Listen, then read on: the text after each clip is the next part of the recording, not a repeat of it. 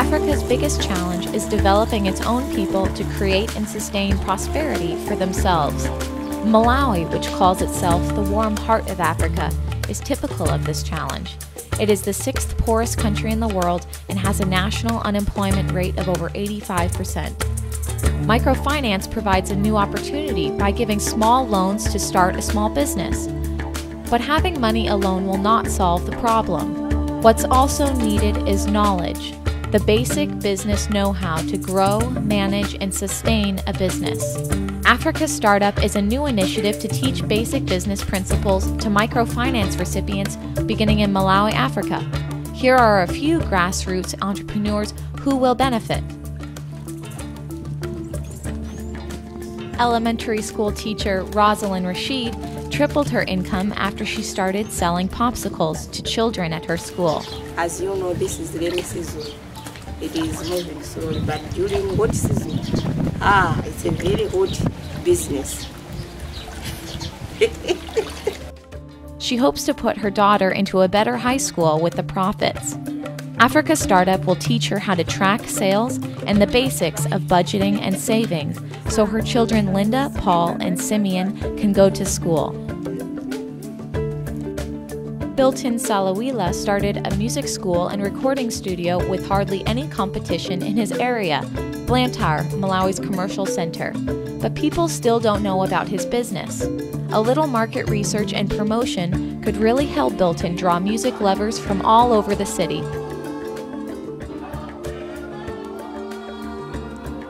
Mr. Chikaza started his own product line called Kazo Honey, meaning something appreciated.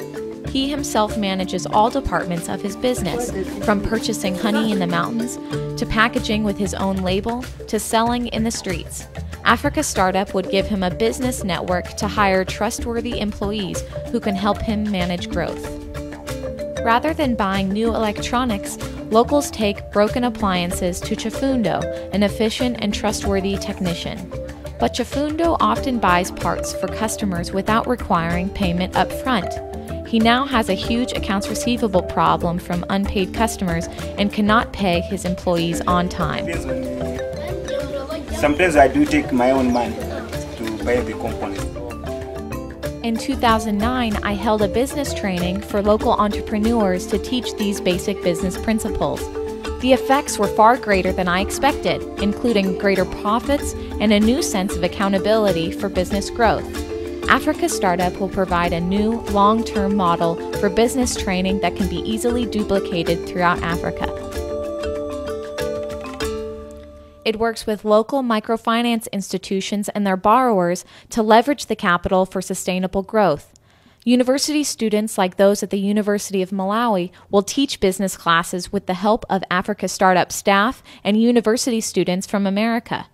Seattle University will consult with the business owners and students once a week via webinar to pass on encouragement and new ideas. Students in America want to extend their business school knowledge to the grassroots people in extreme poverty.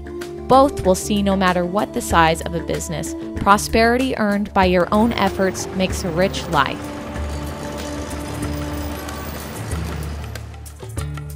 I'm Father Steve Sunborg, president of Seattle University, and our mission at Seattle University is empowering leaders for a just and humane world.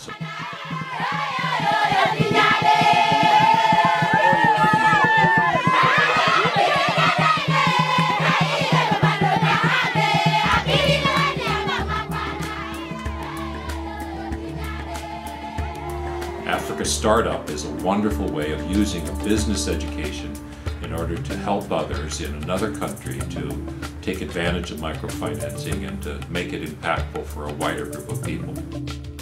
Africa Startup gives parents tools, not just hope, to make a positive future for themselves and their families. So kids can have regular meals, go to school, and enjoy their childhood.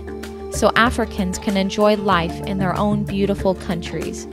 Startup Sustainable Development, Africa Startup. Lewis is the only one? Yeah. This time. First time? Your first time? First time. Do you mind if I ask how many years it's taken for you to climb a mountain? 65 years.